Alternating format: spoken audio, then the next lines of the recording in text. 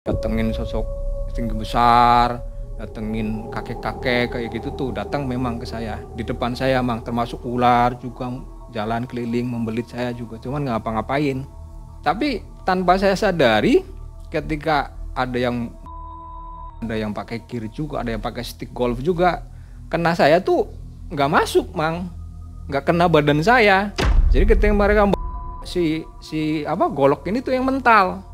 Lepas ada cahaya matahari masuk, saya nggak sadar kena kulit Mang, Mang. Kulit saya tuh kena sinar matahari tuh. Memang benar-benar Itu ilmu-ilmu seperti itu masih ada sekarang ya? Masih Mang. Kalau diamalkan masih bisa? Masih bisa, masih ada. Ilmu lembu sekilan merupakan amalan yang bijak dan mendalam, mengajarkan kita hidup dengan bijaksana dalam kesederhanaan. Amalan yang membimbing menuju kebahagiaan, membuka pikiran, mengajarkan kesabaran, menjadi pemandu hidup yang membuka jiwa. Dengan ilmu lembu sekilan, kedamaian sejati yang sulit coba diraih oleh Mas Nasim.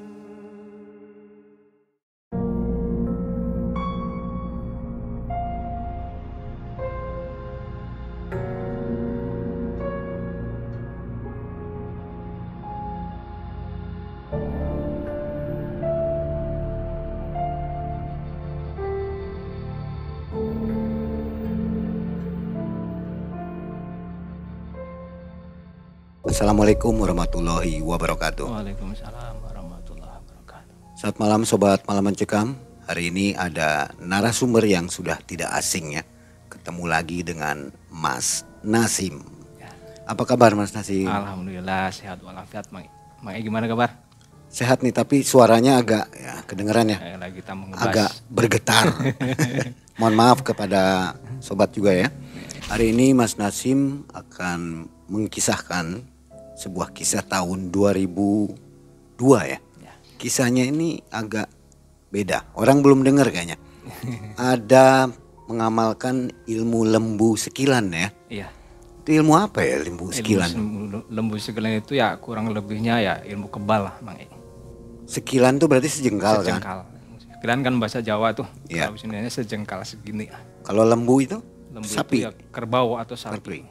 Jadi bisa mental di jarak sekilan atau sejengkal. Oke, seperti ilmu tenaga dalam gitu ya? Ya kurang lebih seperti itu. Jadi kalau musuh menyerang langsung mental.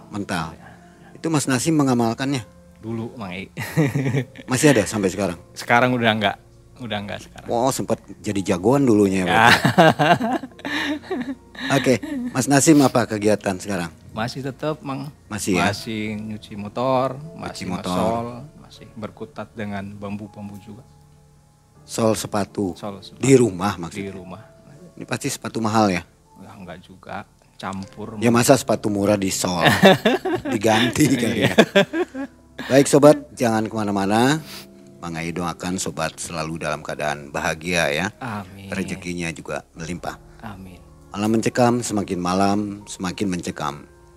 Inilah Mas Nasim.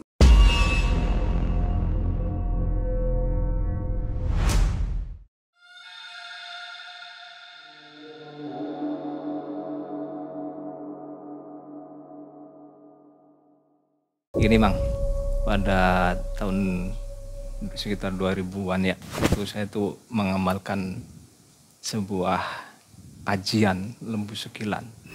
Berawal mula dari beberapa kejadian atau beberapa momen yang sangat tidak mengenakan di kehidupan saya. Mungkin kalau zaman sekarang ya perundungan atau dibully. Karena dulu ketika waktu masih sekolah, saya juga beberapa kali ngalamin hal yang serupa, hal yang seperti itu. Suatu ketika pernah Mang gini Mang, di pantai saya lagi jalan-jalan sama pacar waktu itu, sebut saja Bunga. Namanya kas anak muda ya Mang ya, kalau lagi di pantai kan yang menghindar dari keramaian.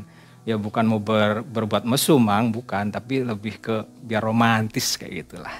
Agak menjauh dari keramaian, berdua lagi duduk di tepi pantai, lagi menikmati pantai. Tiba-tiba dari arah belakang kami datang segerombolan pemuda gitu. yang udah kelihatan sebetulnya gelagatnya. Karena pada zaman dulu kan ya biasalah ya hal-hal kayak pemalakan gitu tuh masih terjadi Mang. Nah, gerombolan pemuda ini yang mendekati kami awalnya tuh yang memang malak Mang, minta rokok awalnya. Minta rokok. Waktu itu saya memang udah merokok waktu sekolah. Tak kasih rokok ini, kata salah satunya, minta rokoknya dong, katanya. Boleh kata saya teh. Cuman ya dengan cara yang kurang sopan lah mintanya. Tapi saya udah berpikir udah kalau diladenin nggak bakalan bener. Saya kasih rokok, ngambil satu itu jumlahnya ada sekitar 8 atau 9 orang Mang. Rokok hampir habis lah waktu itu. Tapi ya saya pikir udahlah biarin gitu kan. Salah satunya lagi deketin lagi Mang. Setelah mereka ambil rokok malah minta uang ke saya. Mas, punya uang nggak katanya? Buat apa kata saya teh? Biasa. Minum katanya. Enggak ada saya bilang. Karena emang ya saya punya Mang, tapi ya enggak banyak lah. Tapi mereka yang maksa gitu, meminta gitu. Akhirnya enggak saya kasih Mang. Setelah enggak kasih, 2 dari gerombolan itu yang megangin saya Mang. Tangan saya dipegangin. Katakanlah dipaksa tuh ngambil dari saku gitu digeledahin gitu saku-sakunya. Termasuk juga cewek saya waktu itu juga digangguin, dicolek-colek kayak gitu. Tapi ya saya sebenarnya marah Mang, tapi saya nggak berani kan karena mereka banyak. Akhirnya karena nggak mendapatkan apa yang mereka mau, mereka marah. Saya digangguin Mang waktu itu. Nah, prinsip saya kan saya nggak mau berantem kalau di depan cewek. Saya udah diem aja digangguin. Nah singkat cerita mereka pergi. Saya pulang Mang langsung karena malu. Depan cewek. Pulang ke rumah nganterin ceweknya. Saya nyari teman-teman tuh. Ya teman-teman saya ajak. Ikut yuk. Ya, kemana? Saya habis bikin sama orang. Di mana? Di laut. Saya ajak teman-teman saya tuh Mang. Banyakan. Beberapa yang masih inget nggak Mang? Si Doble, si Daplun, si Dawir masih inget kan? Iya. Nah itu juga saya ajak tuh karena memang waktu itu juga memang lagi kumpul sama mereka. Dan mereka tuh yang semangat kalau diajakin kayak gitu tuh. Ayo yuk berangkat, rame-rame kita. Pakai beberapa motor lah, cuman ya enggak sendiri-sendiri sih, ada yang satu motor bertiga gitu. Kita cari-cari di laut itu, nggak dapat Mang, nggak ketemu. Kita sisir tuh sepanjang laut nggak ketemu. Pas perjalanan pulang, di tengah jalan ketemu dengan beberapa dari kelompok ini, tapi nggak semuanya. Saya kenal tuh, saya kenalnya apa? Saya paham yang mukul saya pertama kali itu. Saya bilang tuh anaknya tuh, wah langsung Bang saat itu juga. Karena mereka cuma berempat waktu itu yang ketemu itu, mencar mungkin yang bisa. Kita banyakan, saya sama teman-teman banyakan. Udah langsung hajar, bak pikpuk. Teman-teman saya tuh semua yang 4 ini. Ya mereka memang melakukan perlawanan, tapi ya jumlahnya kalah jumlah gitu ya. Akhirnya mereka yang babak belur lah.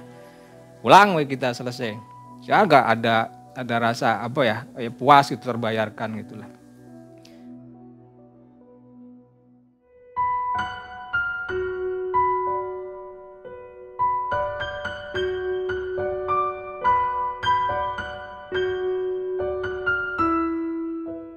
Suatu saat ketika saya lagi diem, saya punya kepikiran untuk main ke rumah salah satu teman akrab, tapi bukan Dobleh, Daplun dan Dawir Mang, ada teman lagi namanya Culik. Saya main ke situ, pakai sepeda waktu itu Mang, karena jaraknya ya nggak begitu jauh lah, cuman beda kecamatan doang. Sampai di rumah Culik. Culik ini anaknya lebih kecil dari saya Mang waktu itu, posturnya. Dia juga yang kayak saya lah kurang lebih gitu kan, sering ngalamin kayak gitu. Sampai di rumah saya bilang, ngapain? Ih tumben kamu kesini, ada apa? Ya pengen main aja saya bilang gitu kan. Ya sini ngopi-ngopi dulu, ngopi, ngerokok. Akhirnya si Culik ini disuruh sama ibunya. Karena kebetulan ada tontonan waktu itu, ada wayang kulit Mang di desanya Culik ini, malam gitu kan. Beliin apa namanya? Gembus, lu tahu nggak Mang kayak gembus itu? Gembus itu sejenis makanan dari singkong yang digoreng, dari ubi gitu. Berangkat berdua jalan kaki. Setelah dapet gembus kita nggak nonton Mang, cuman beli gitu aja memang sengaja. Nggak mau nonton, memang cuman beli itu doang disuruh sama mamahnya. Sepulang dari beli gembus itu di tengah jalan dari kejauhan kelihatan tuh ada sekelompok pemuda yang itu lebih tua dari kami, yang udah gede-gede lah. Badannya juga besar-besar, kelihatan lagi pada mabok. Melihat kami berdua datang, beberapa dari mereka yang nyegat kita, Mang. Dalam keadaan mabok tuh mereka tuh. Kelihatan karena di depan mereka duduk tuh ada botol-botol dan gelas gitu kan. Kami diberhentiin, salah satu dari pemuda ini yang langsung to the point, Mang. Minta uangnya sini gitu kan. Yang jawab Culik tuh. Gak punya uang, Mas. Kerek dasar kamu gitu kan. Dikata-katain malah, Mang. Udah gitu kami yang sama kayak yang di laut itu digeledah juga, Mang. Karena memang cuma bawa uang buat beli kembus itu, ya memang gak ada duit, saya juga gak punya uang. Mereka marah. Akhirnya lagi, Mang, kita tuh rame-rame berdua tuh. Kembusnya dibuang, diacak-acak, gak dimakan, diinjek-injek. Kami babak belur, pulang kita ke rumah. Si mamanya Culik ini juga yang nangis, sempat nangis karena mendapati anaknya di babak belur gitu. Akhirnya di tengah malam kita nggak bisa tidur kan, nahan sakit, sakitnya itu bukan cuma di fisik doang, Mang, tapi di sini nih, ya Allah kok gini amat gitu ya, ngerasa ditindas gitu kan. Akhirnya saya berdua sama Culik ngobrol di kamarnya Culik, si Culik yang membuka pembicaraan, gini amat ya jadi orang gitu, mentang-mentang badan kecil, rapuh, nggak berdaya, orang gitu kan, nggak ada harga dirinya sama sekali gitu kan. Ya terus gimana, kenyataannya kayak gini, kita memang gak berdaya apa-apa gitu kan. Fisik kita kecil, kita gak punya apa-apa, mau ngelawan juga percuma. Akhirnya Culik yang punya ide, Mang. Gimana kalau kita nyari ilmu kebal, kata dia. Saya pikir ya lucu, ya masuk akal, Mang. Lucunya kok tiba-tiba tercetus, terpikir ide kayak gitu kan. Kok bukan ke yang bela diri, ikut silat atau apa gitu kan. Ini malah nyari yang ilmu kebal gitu kan. Jadi saya pikir, masuk akal juga gitu kan. Wong sering digebukin. Saya iyain tuh, oke lah. Kapan nih? Yaudah besok aja, kamu gak usah pulang gitu kan. Tapi kan kalau nyari ilmu kebal itu ke siapa? Ya nyari orang pintar atau dukun kan banyak. Tapi kan bayar biasanya. Udah masalah uang, udah. Kamu gak usah bingung gitu kan. Udah, kita gak tidur tuh, Mang, semalaman tuh. Tetap ngomongin masalah itu sampai pagi. Tidur-tidur hampir subuh. Bangun sekitar pas tengah hari, duhur, baru bangun. Langsung deh kita berangkat gas. Mandi, sholat, terus berangkat tuh nyari. Ada rekomendasi dari salah satu temennya Culik. Nah, di sana ada dukun katanya bagus gitu kan. Samperin kita, Mang. Samperin sampai di rumahnya dukun tersebut. Sebut saja namanya Aki Ahmad gitu ya. Kata Aki Ahmad, ada apa kalian kesini gitu kan. Terus yang ngomong Culik, dia yang vokal, saya diem, dia yang vokal ngomong gini, Mbah, kita nyebutnya Mbah. Kami sering ngalamin gini, dibunuh orang gitu kan. Gak enak banget rasanya gitu kan. Orang yang ditindas itu gak enak, gak ada daya untuk lawan gitu kan. Si Mbah Ahmad ini yang nangkep maksud kami datang ke situ, karena memang dia spesialisnya di situ. Oh udah tahu, Mbah udah tahu maksud kamu ke sini. Kalian udah benar-benar siap, memang udah mantep mau ya. Iya Mbah, mau Mbah gitu kan. Mau yang jenis apa? Beliau nawarkan kayak gitu. Ya kami ngomong, ya intinya mah kalau nggak ngerasain sakit, udah kayak gitu aja, nggak mau yang lebih katanya kan. Nanti kalau cuma doang terus ada yang gimana? Kami pikir ya juga, yaudah Mbah sekalian gitu kan. Ya, kami dibawa ke belakang rumah, Mang, nggak di ruangan, nggak di ruang tamu, nggak di kamar, nggak, kita dibawa ke rumah belakang. Di belakang rumah kita di mantra-mantra lah, dibaca-bacain mantra gitu, diritualin. Tapi kita nggak ngapa-ngapain, Mang, kita cuma diem duduk gitu ya. Terus pakai waktu itu medianya kayak daun, tapi bukan, nggak tahu daun apa tuh jenisnya tuh, dicelupin ke air, terus kepret-kepretin ke kita, Mang, ke badan-badan kita gitu sambil dibacain mantra gitu kan. Terakhir ditiup ini ubun-ubun kita nih 3 kali. Gitu kan, sambil nggak tahu mantranya nggak jelas kayak gitulah. Kata Mbah Ahmad ini, udah selesai, kamu udah kebal. Sekarang taunya dari mana, Bah? Ya, Abah tahu kamu pasti ragu gitu karena aku pengen bukti, kata Mbah Ahmad ini. Udah gitu, sini kamu. Si Mbah Ahmad nih ngambil golok, Mang. Ngeri goloknya mang, bener ngeri. Kelihatan banget golok ini habis diasah mang, goloknya. Sini kamu, pertama culik dulu karena dia kan yang antusias. Saya juga antusias sebenarnya, cuman dia yang antusias banget. Sini kamu. Disuruh deket ke kayak meja yang dari kayu tapi agak tinggi gitu. Taruh tangan kamu di meja gitu kan. Sama culik ditaruh. Saya ngeliat mang dengan mata kepala sendiri. Saya enggak yang terus kayak gini enggak. Saya memang kepengen tahu juga gitu kan. Taruh di meja kayak gini. Udah enggak ragu-ragu enggak apa mang. Langsung kata si Mbah Ahmad ini bismillah kayak gitu doang. Langsung mang. Buak gitu. Bener enggak apa-apa mang. Enggak cuman sekali lagi. Buak. Sampai 3 atau 4 kali lah. Cuman bekas doang mang kayak gini. Nyari garis doang gitu. Masih ragu enggak katanya. Udah Mbah, kata si culik. Enggak, tunggu dulu kata Mbah Ahmad. Ngambil kapak mang, kapak nih, bukan golok lagi, kapak sama juga bentuknya udah kelihatan habis diasah. Udah enggak permisi lagi tuh, langsung lu hajar di tangan juga. Wak. Di tangan udah selesai, kirain udah selesai sama si culik ini. Ininya mang, dihajar mang pakai kapak. Bak gitu, enggak mempan bener. Serius, gak mempan. Udah selesai culik, saya dipanggil. Kamu giliran sini. Si culik yang dengan pedenya gitu kan udah merasa kebal nih gitu kan. Udah kamu gantian gitu. Saya agak ragu sebetulnya di sini mang. Cuman kelihat culik udah kayak itu ya udah pede aja lah gitu.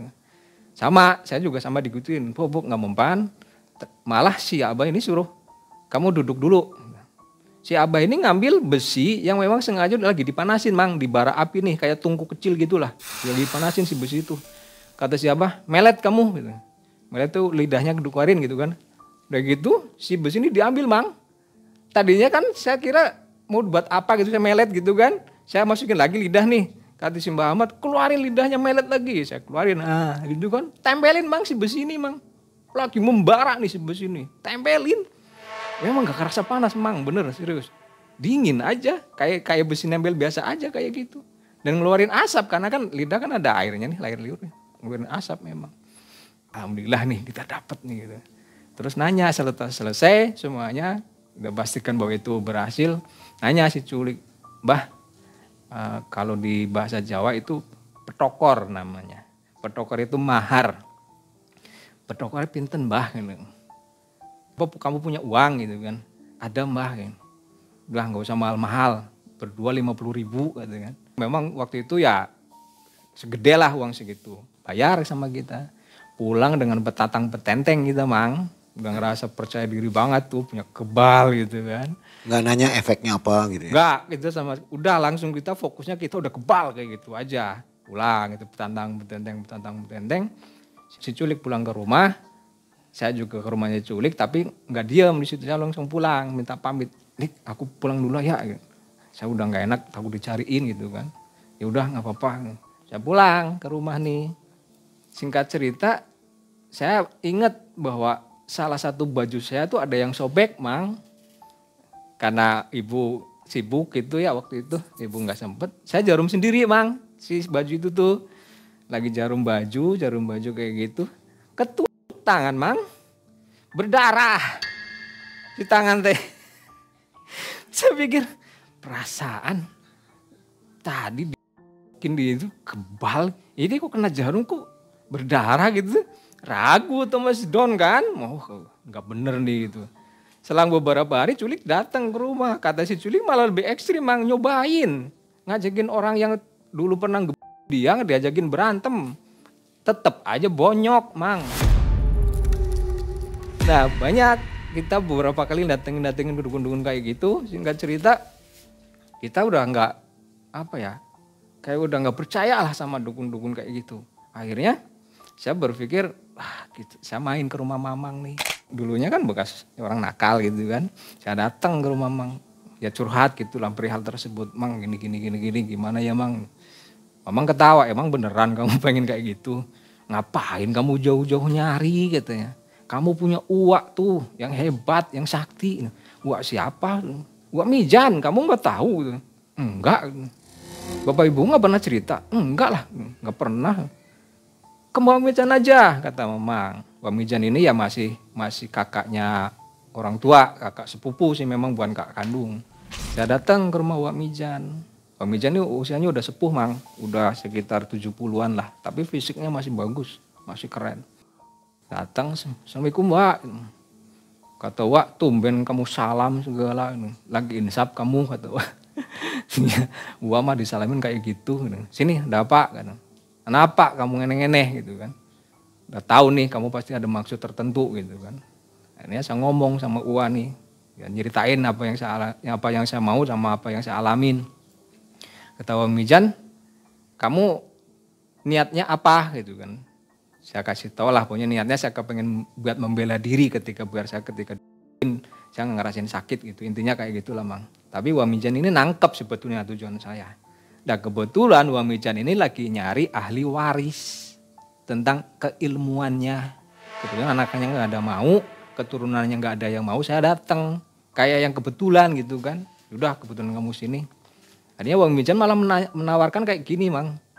Kamu kalau memang niat kayak gitu, mau nggak kamu mewarisi ilmu saya? Ya mau Wak, tapi kayak gimana dulu kata. Nanti kalau saya meninggal, itu akan keluar dari pusar saya sesuatu, itu kamu cucup katanya. Dicucup itu kayak diminum gitu Mang. Itu secara otomatis ilmu saya, semua yang saya punya akan turun ke kamu tanpa harus ritual, tanpa harus apa katanya Mang. Tapi saya nggak mau Mang, nggak maunya apa? Wak Mijan ini memang yang orang katakanlah ya saktinya sakti yang bedugal gitulah. Saya nggak mau lah, saya cuma kepengennya mau itu doang. Akhirnya Wak Mijan dituntun tuh, saya di ritual dulu aja, suruh puasa. Awalnya suruh puasa putih 3 hari, terus pati geni 3 hari, yang terakhir puasa 3 hari 3 malam Mang. 3 hari 3 malam, malam terakhirnya saya nggak boleh tidur. Saya disuruh duduk di tengah-tengah rumahnya Wak Mijan yang beralaskan tanah, belum pakai plester waktu itu, pakai tanah, nggak pakai baju Mang, cuma pakai kolor doang. Dan di depan saya tuh dibekelin sama pisau, gunting, sama jarum. Perbekalan ini kata Wak Mijan, nanti ketika di tengah-tengah ritual kamu tengah malam, kalau seandainya tanah yang ada di depan kamu ini, apa bahasanya ya, bekah atau retak, tancepin nih si pisau sama gunting dan jarum ini ke tanah itu, biar kamu nggak kemakan sama tanah itu, kata Wak Mijan. Ya benar ritual, ya setelah didoa-doain lah sama Wak Mijan, saya benar ritual.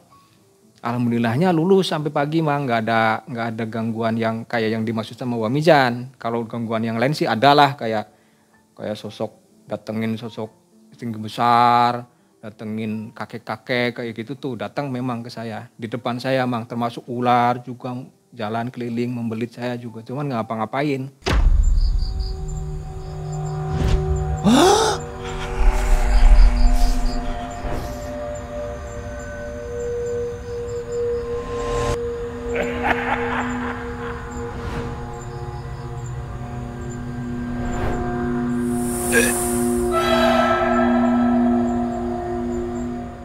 Lulus saya Mang ceritanya. Lulus kata Wak Mijan, udah kamu udah lulus, kamu sudah mencapai apa yang kamu pengen katanya. Ya makasih Wak, cuman kata Wak Mijan gini bilangnya, tapi Wak pesen jangan kamu gunakan untuk semena-mena, jangan buat gembelengan kalau bahasa Jawa. Kalau bahasa Indonesia jangan buat gagah-gagahan lah, jangan sok gitulah. Enggak Wak, insya Allah. Nah selang beberapa bulan, saya nggak dites Mang ilmu itu, karena saya pikir udahlah biarin berpegangan gitu kan. Suatu ketika saya diajak sama teman ke Jakarta Mang, kerja di Jakarta. Nah kerja di Jakarta ini kejadiannya saya berangkat ke Jakarta nih setelah itu Mang, cerita saya yang tentang bakso tuh, bakso yang sama dobleh dawir dan daplun itu setelah itu terjadi baru saya mendalami ilmu ini nih.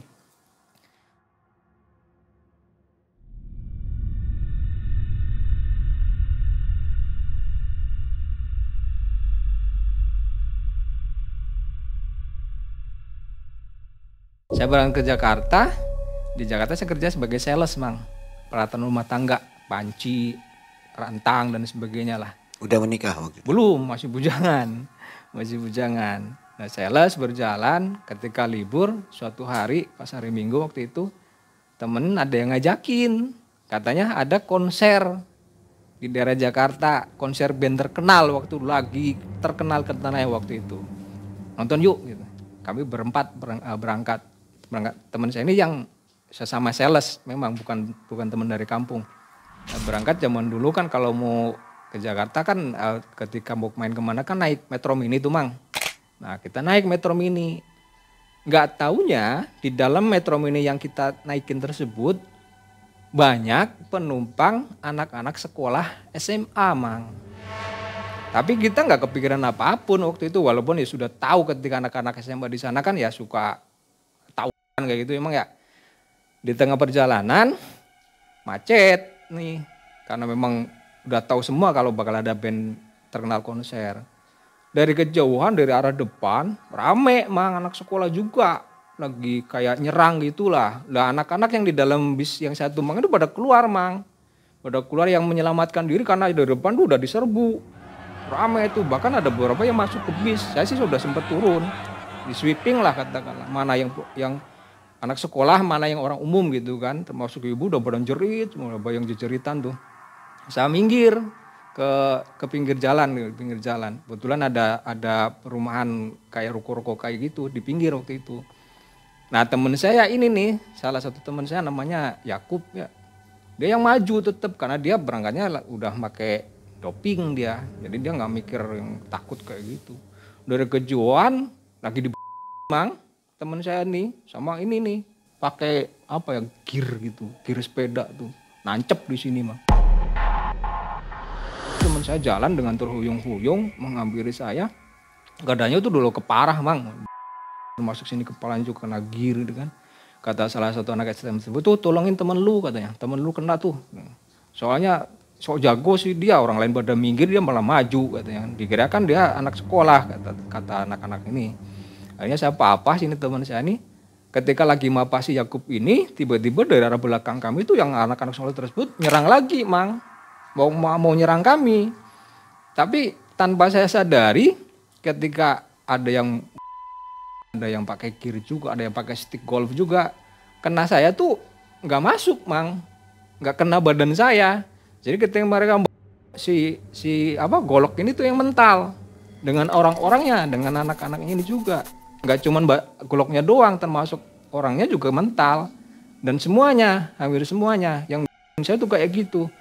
Tapi saya belum menyadari Mang, maksudnya tuh kok mental gitu dalam hati.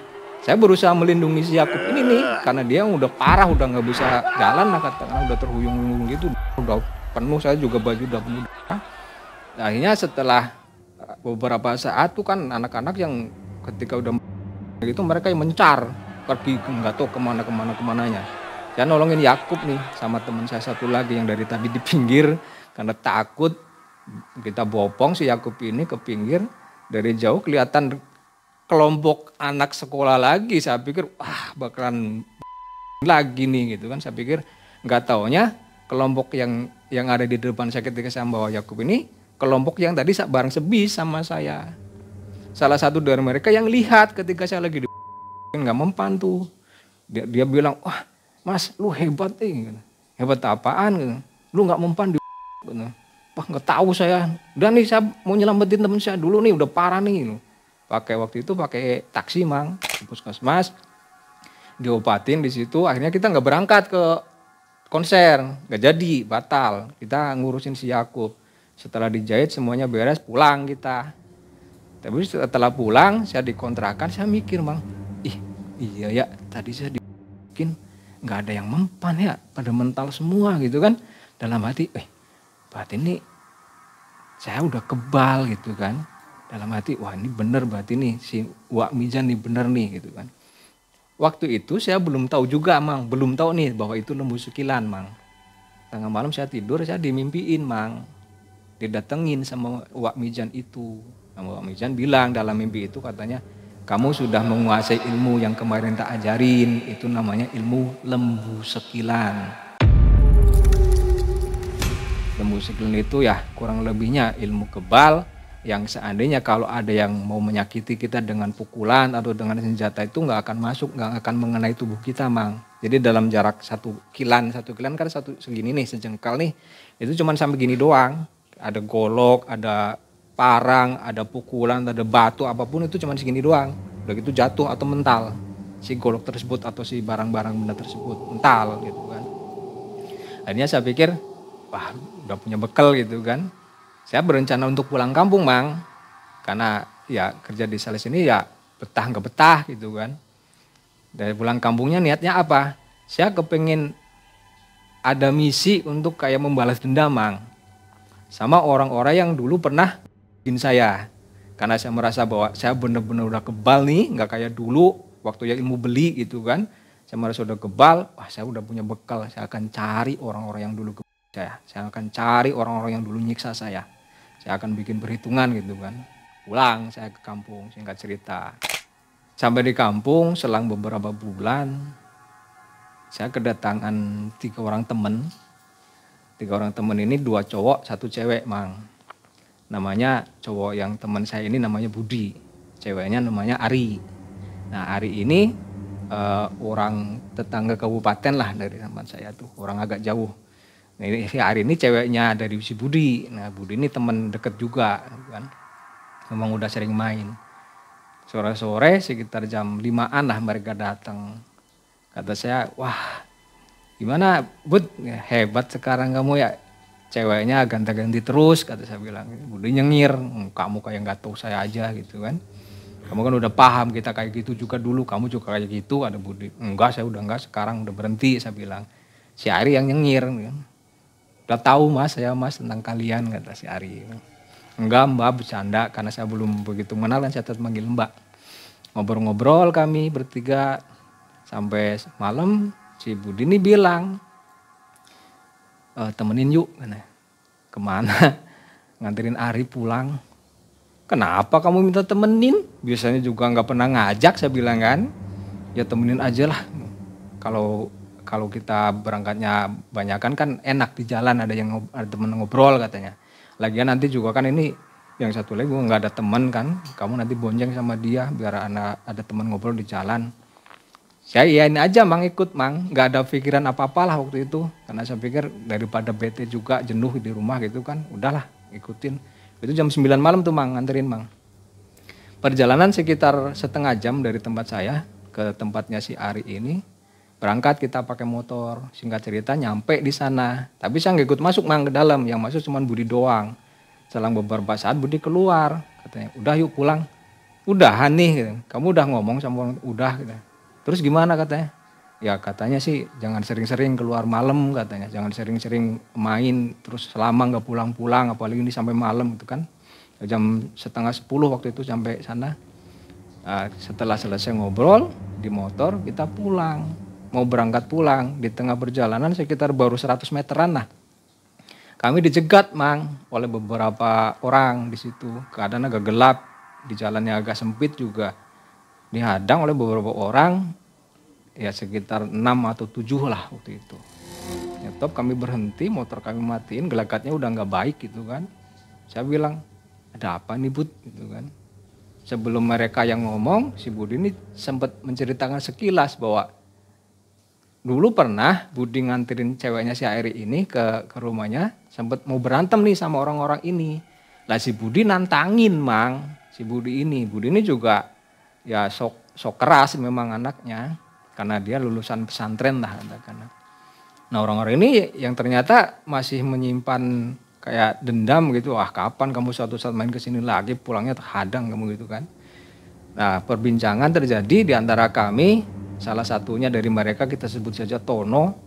Tono ini yang paling depan nih Mang, yang bermasalah dengan si Budi ini. Dan ternyata si Budi ini bawa celurit Mang di sininya.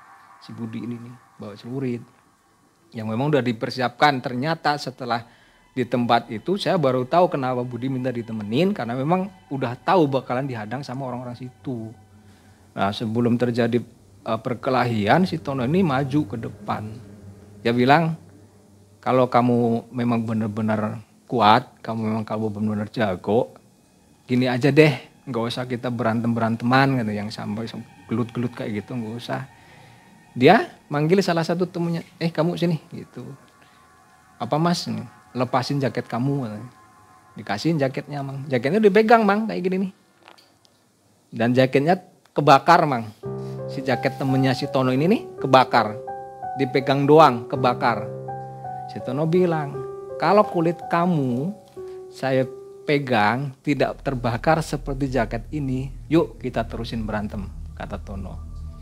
Si Budi agak ngeper juga ngelihat hal tersebut, tapi karena dia pikir dia punya kemampuan, lagi belum bawa barang gitu kan, dia tetap nantangin mang, udah kita selesain aja daripada nanti panjang urusannya gitu kan. Berantem di situ mang, si Budi sama si Tono ini, dia pakai celurit si Budi, si teman saya nih pakai celurit. Di si Tono nggak pakai apa-apa, tangan kosong doang. Nggak mempan mang tuh si Tono sama celurit Budi nih. Cuman Budi beberapa kali kepegang tangannya, bajunya, celananya, termasuk rambutnya pada kebakar mang. Bener-bener bakar. Tangan si Tono nggak mengeluarkan api mang, enggak, biasa kayak gini. Namun ketika memegang benda yang dia pegang kebakar. Lalu ada apinya, ada asapnya, dan ada bekasnya. Setelah selesai berantem, Budi akhirnya kalah, celuritnya dibuang sama Tono. Si Budi udah penuh luka bakar, termasuk baju-bajunya juga. Akhirnya si Tono bilang, kalau mau diterusin, ayo, kata Tono. Tapi kalau kamu masih penasaran karena kamu saat ini posisinya kalah, kapan aja tak tunggu, kata si Tono bilang. Saya dalam hati agak terpancing juga nih, wah ini orang sakti gitu ya, gitu kan saya pikir. Akhirnya saya nantangin gini, teman saya luka, dari pihak saya, dari pihak situ juga harus ada yang luka dong, biar adil, gitu saya bilang. Tono langsung kepancing, kamu nantangin juga, kata Tono. Ya iyalah, teman saya udah bikin kayak gitu sama kamu, saya harus bela temen dong, gitu kan.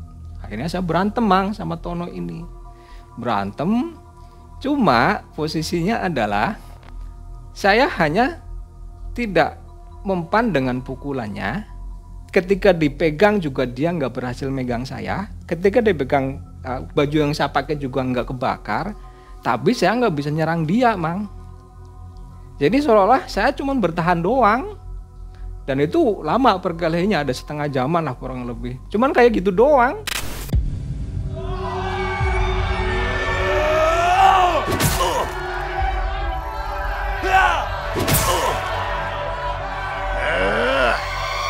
Saya pikir-pikir percuma nih, sampai besok pagi juga yang cuman kayak gini doang gitu kan. Saya nggak luka, dia juga nggak apa-apa. Terus akhirnya saya bilang udah nggak bakalan bener, saya bilang nggak akan selesai kalau kayak gini. Udah saya terima teman saya luka kayak gini.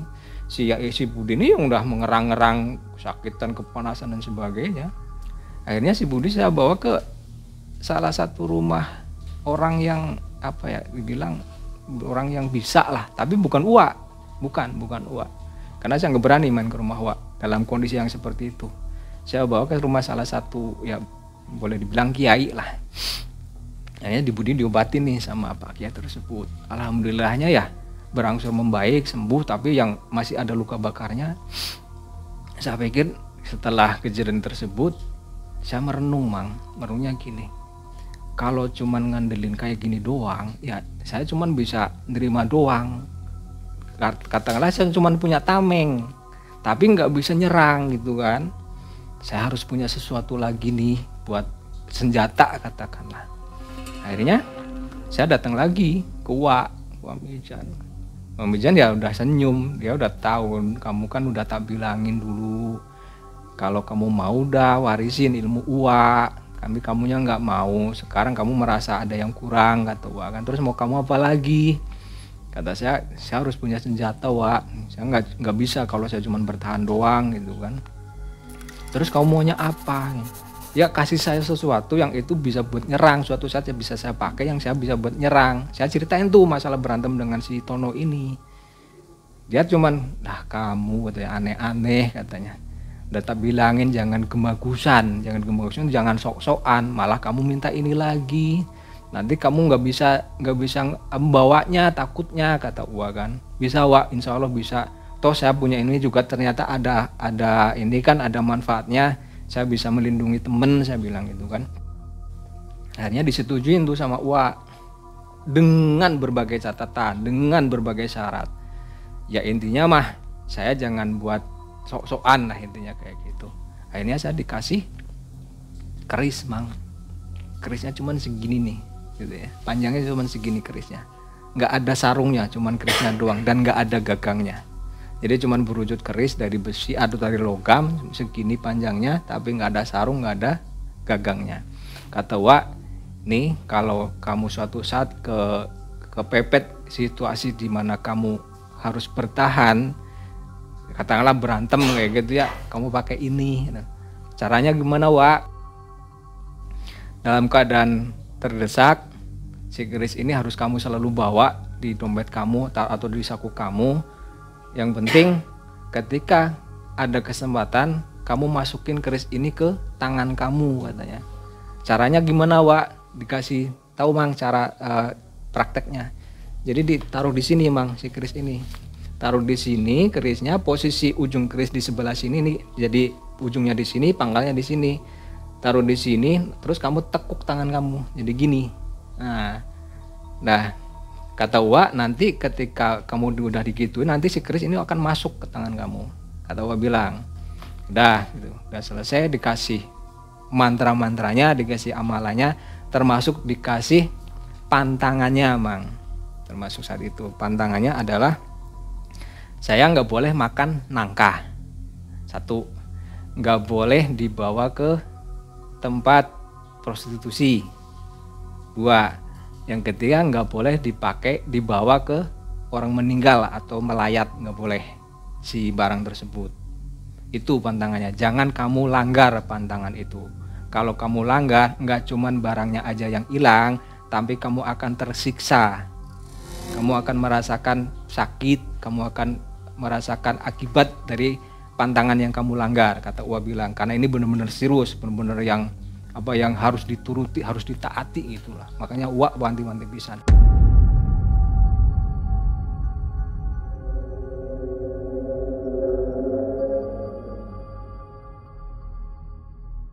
Setelah saya mendapatkan keris tersebut Mang, singkat cerita selama beberapa bulan saya dihadapkan di suatu situasi atau di suatu peristiwa yang mengharuskan saya memakai barang itu Mang.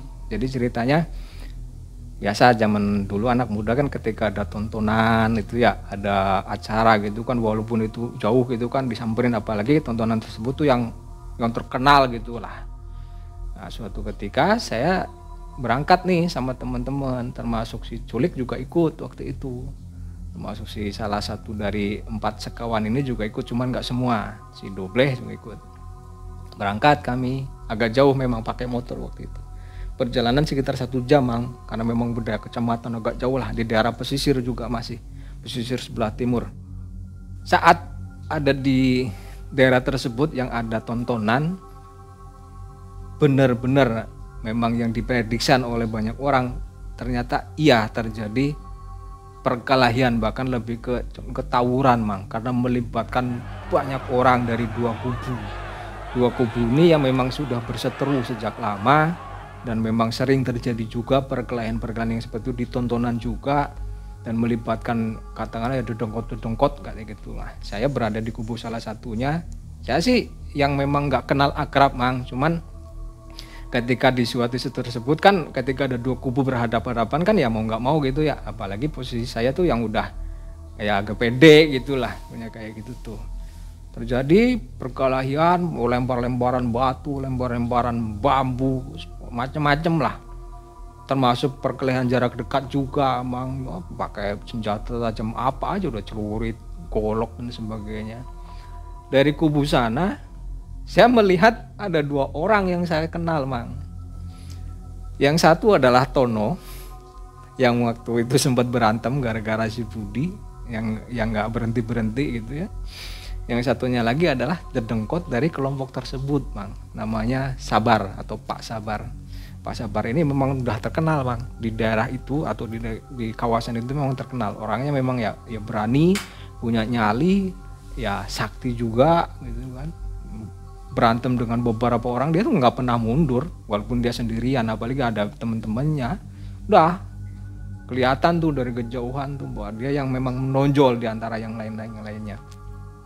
Akhirnya si Culik ini yang memang dia juga yang sama kayak saya, cuman nggak bareng kita. Dia yang berani gitu kan, maju di depan dengan kelompok-kelompok yang lain yang sebetulnya tidak saling mengenal. Dengan beberapa memang ada yang kenal, tapi dengan enggak semuanya kenal. Jarak dekat berkelahinya. Dari belakang ya memang barang-barang ya batu, babun dan sebagainya itu yang berterbangan Bang dari arah belakang kami. Tapi di depan Tono dan Sabar ini si barang-barang ini tuh yang sebelum jarak 5 meter atau 3 meter ini udah turun sendiri Bang. Si barang-barang tersebut tuh batu, bambu dan sebagainya itu turun. Ambruk ke bawah, nggak nyampe ke mereka. Masuk juga yang berlagi yang jarak dekat juga yang udah pontang-panting dong. Si 2 orang ini Tono sama Sabar ini nih yang nggak bersentuhan secara fisik Mang, cuma dari cuma gini pak kayak gitu doang, tapi yang ada di depannya udah langsung kelimpang gitu Mang. Jadi sakti lah katakanlah. Akhirnya karena memang mendapati yang seperti itu, saya juga punya ada rasa penasaran dengan si Tononya ini. Saya mikir udahlah, saya mau nuntasin dengan si Tono. Si Tono targetnya Mang, bukan Pak Sabar, bukan, dengan si Tono saya. Terus saya maju deketin Tono yang dari Gejuan juga sama fokusnya ke saya Mang, masih paham dia. Wah itu udah kayak dikode, udah kayak udah janjian berantem gitu di situ. Tapi kan saya sambil berjalan saya praktekin apa yang sama Wak Mijan bilangin tuh. Masukin keris, saya tancepin gini. Real masuk Mang, si keris tersebut bener-bener masuk ke sini dan kerasa dipegang kayak ini tuh, kerasa si keris ada di tangan saya gini. Ketika si keris ini masuk ke tangan saya tuh seketika tubuh saya tuh terasa panas Mang. Panas, cuman panas bukan kayak api itu enggak, tapi hangat tapi cenderung panas. Jadi saya ngerasanya tuh badan saya tuh, suhu badan saya tuh lebih dari kayak biasanya. Dan nafsu saya dan keberanian saya tuh langsung meningkat. Percaya dirinya tuh bukan lebih percaya diri lagi, udah berani pokoknya. Atau boleh dibilang nekat aja udah nggak mikirin apa-apa lagi. Deketin Tono, berantem tuh sama Tono tuh. Dia kebal, saya kebal. Dia bisa ngibasin tangannya musuhnya mental, saya juga kebetulan bisa karena udah ada keris di sini tuh. Berdua aja, saling mental aja Bang. Saya mental mundur sedikit, saya balik nyerang juga, hajar juga, dia juga mundur sedikit. Lama perkelahian berdua, yang lain juga berantem sama. Lama, akhirnya kami sama-sama kewalahan nih Mang. Saya kewalahan, Tono juga kewalahan. Tapi alhamdulillahnya mungkin Mang, kalau pakai bahasa ukur derajat atau tingkatan, saya ini lebih tinggi, itulah intinya. Akhirnya Tono yang tidak kalah secara sepenuhnya sebetulnya, tapi Tono yang udah kecapean. Akhirnya dia mundur. Mendapati Tono mundur, Pak Sabar nih yang dedengkot utamanya maju dia. Kamu ya gini. Kamu bukan ukurannya Tono, kamu ukuranku sini, kata si Pak Sabar. Saya udah posisi udah tanggung gitu kan, udahlah sekalian aja gitu kan. Ternyata dia juga punya senjata yang sama Mang. Pakai keris juga dia diselipin di sini. Cuman kerisnya yang lebih panjang, lebih gede daripada punya saya. Dikeluarin tuh keris itu tuh. Keluarin dengan si keris tersebut tuh seketika orang-orang di sekitar kami tuh yang pada mencar semuanya, Bang. Mencar udah kayak ibarat itu kayak tawon dikibas-kibasin gitu pakai daun tuh. Pada minggir-minggir sendiri. Ya cuma tinggal saya berdua sama Pak Sabar. Tapi ya tetap masih lempar-lemparan. Ini kondisi berantemnya nih nggak di jalan Bang, tapi di sebuah arena lah atau lapangan atau daerah lapangan luas memang. Walaupun beberapa aparat sudah mulai datang, tapi kami nggak peduli, kami tetap lanjutin berkelahian. Saya dengan Pak Sabar nih akhirnya berantem dengan menggunakan kesaktian masing-masing saat itu, dan ya beberapa kali energi dari kedua belah pihak antara saya dengan Pak Sabar ini bertemu menimbulkan kayak suara dentuman kayak gitu, gitu. Dengan amarah, dengan emosi yang luar biasa. Pak Sabar juga sama emosi karena udah dikuasai oleh masing-masing dari apa yang kami pegang. Udah kayak Mang, udah kayak bukan kami lagi. Jadi kami tuh kayak yang dikendalikan intinya tuh.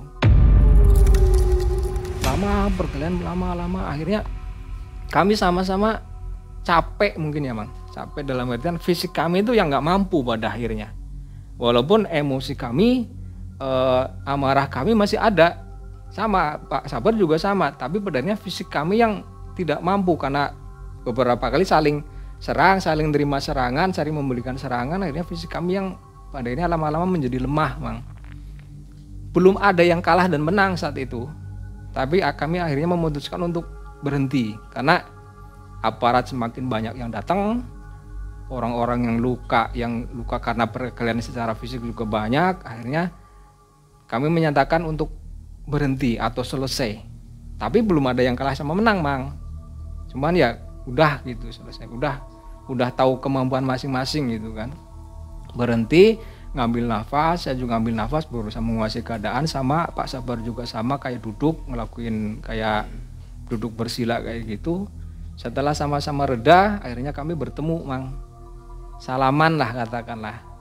Dan kami menyatakan bahwa ya saya mengakui kehebatannya, Pak Sabar juga mengakui.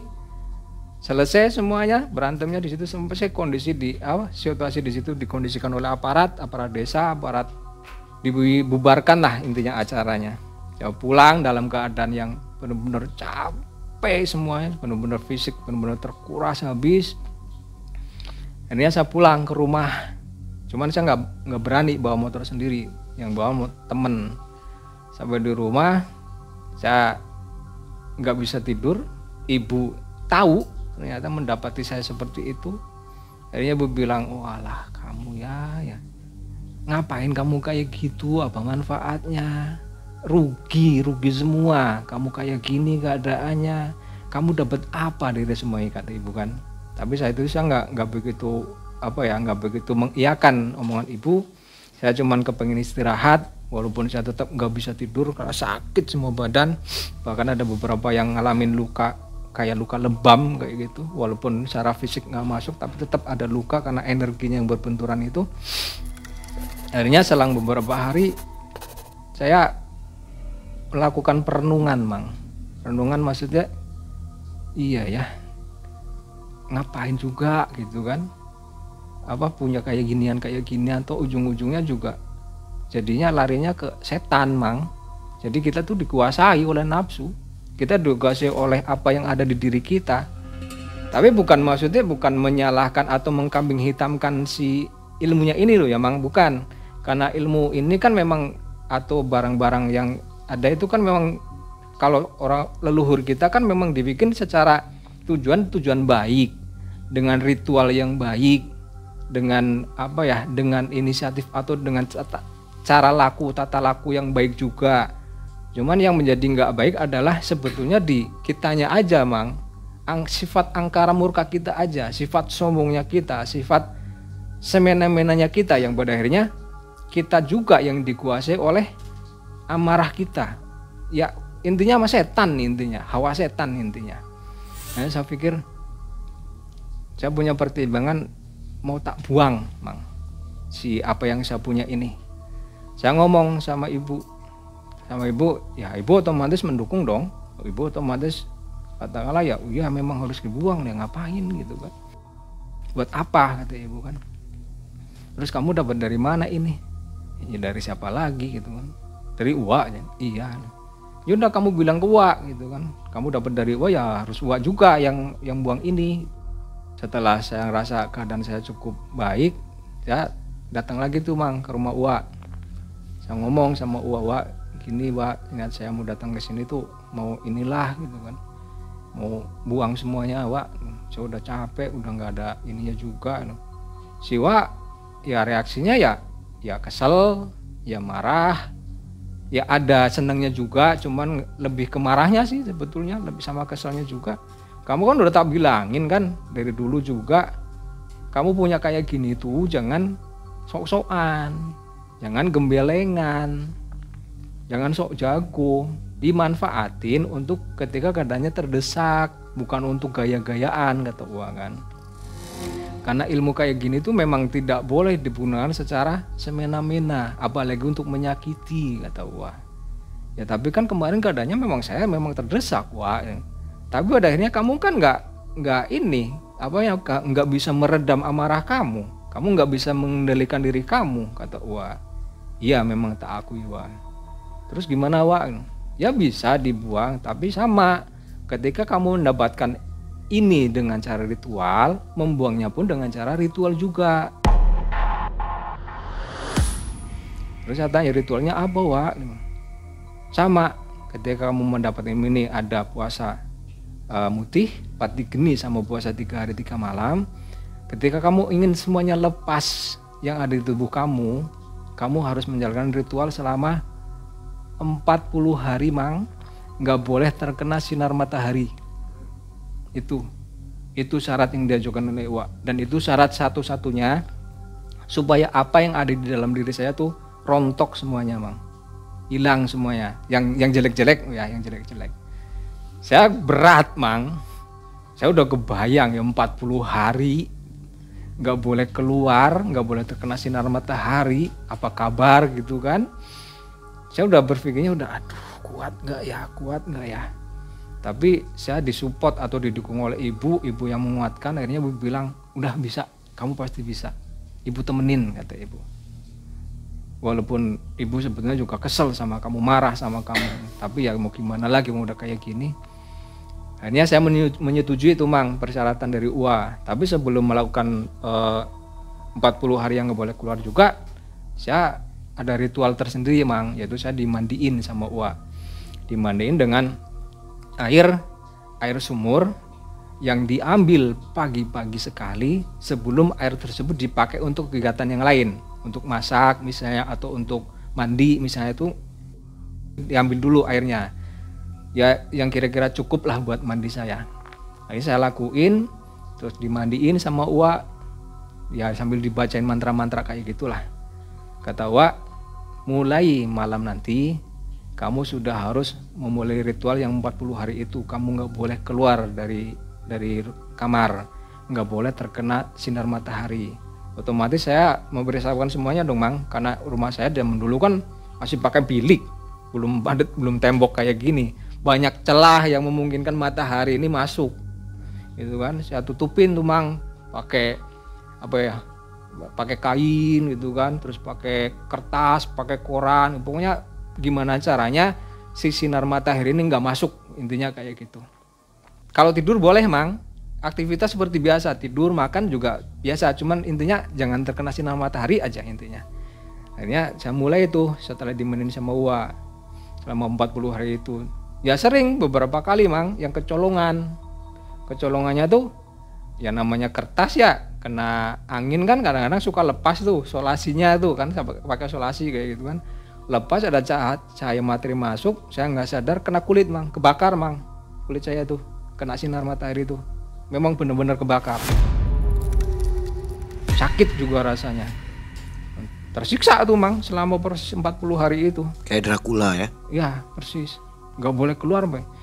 Yang lebih menyiksa lagi kalau aku pengen kencing, pengen BAB siang-siang tuh, Mang, yang repot, harus saya tahan tuh. Pokoknya ya malam aja boleh keluar. Kalau keluar rumah boleh, tapi ya itu jangan ada matahari aja intinya, mah. Tapi ya alhamdulillahnya proses tersebut berhasil saya lalui dengan susah payah, dengan beberapa kali kecolongan. Setelah saya selesai ritual, Wak datang ke rumah. Kata Wak, udah, kamu udah selesai ritualnya, kamu sekarang udah bersih, kata Wak.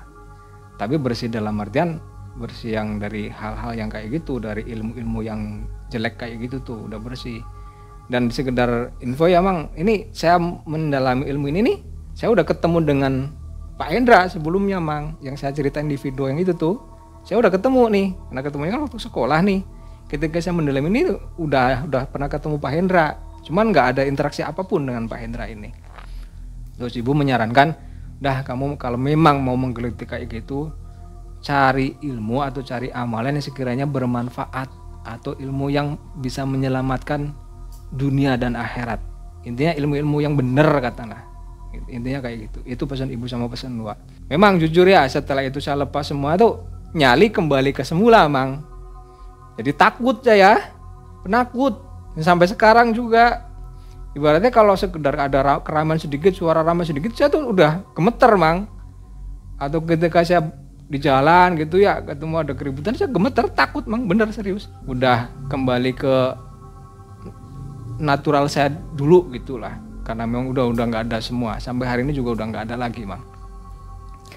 Jadi itu mang kisah saya yang saya alami, dan ini menjadi pembelajaran buat saya, ya mudah-mudahan jadi pembelajaran buat semuanya, bahwa yang namanya ilmu kayak apapun pada akhirnya kembali di atas langit masih ada langit mang. Takutnya ada yang dendam ya, nyerang kembali. Betul, itu Takutnya juga sempat itu. tak rasain mang, sempat tak alamin. Ada yang dendam juga. Iya. Termasuk efek dari keilmuan itu juga masih saya alamin sampai hari ini mang. Itu ilmu-ilmu seperti itu masih ada sekarang ya? Masih mang. Kalau diamalkan masih bisa? Masih bisa, masih ada. Kalau ada yang niat mau mengamalkan juga masih ada, tetap masih ada. Kayak di film-film ya ini ya? Iya, Kayak betul. film-film kerajaan itu? Iya, karena emang ilmu ini kan dibikinnya kan zaman dulu mang, zaman kerajaan-kerajaan, sesepuh kita dulu. Waduh, menarik tapi mengerikan ya. Iya. Itu pengaruh nggak ke kehidupan, maksudnya ke rezeki atau jodoh waktu punya ilmu itu? Pengaruh mang, tapi bukan ke jodoh, atau alhamdulillah ya kalau jodoh saya cepet, anak keturunan juga cepet, tapi lebih ke mungkin apa, kalau rezeki ada juga lah efeknya, cuman walaupun ya kalau saya meyakini bahwa rezeki itu dari Allah ya, cuman efek dari ilmu ini ya kayak yang seret aja mang. Sama ini mang yang masih saya rasain, saya belum stabil untuk mengendalikan amarah. Itu sampai hari ini masih kerasa. Jadi labil gitu ya? Nah, masih labil. Jadi ketika ada emosi sedikit, ada permasalahan sedikit tuh masih suka kebawa gitu kan. Saya harus cepat-cepat mengantisipasi dengan istighfar atau apa tuh, harus kayak gitu mang. Masih berefek? Masih mang. Oke, jadi untuk sobat malam mencekam yang masih pengen ilmu kebal harus pikir-pikir dulu ya. Iya mang. Jangan hanya sesaat nih. Iya betul. Tapi kalau memang mau jadi jagger gitu ya, jadi preman sekalian ya. Nah kalau memang itu jangan tanggung. Jangan tanggung. Jangan tanggung. Dan pesan yang terakhir adalah, kalau memang sobat-sobat MM ini ingin mencari ilmu atau amalan, carilah ilmu atau amalan yang bisa menyelamatkan dunia dan akhirat. Itu akan lebih bermanfaat. Itu akan lebih bisa mendekatkan kita dengan Gusti Allah. Itu aja mang. Terima kasih. Karena dendam, dilawan dendam nggak pernah beres. Nggak akan ada ujungnya. Ya. Terima kasih Mas Nasim ya. Sama-sama mang. Jadi sekarang kita bisa mukul Mas Nasim nih. Bisa mang. Demikian sobat, kita jumpa lagi di video selanjutnya. Iya. Assalamualaikum warahmatullahi wabarakatuh. Waalaikumsalam warahmatullahi wabarakatuh.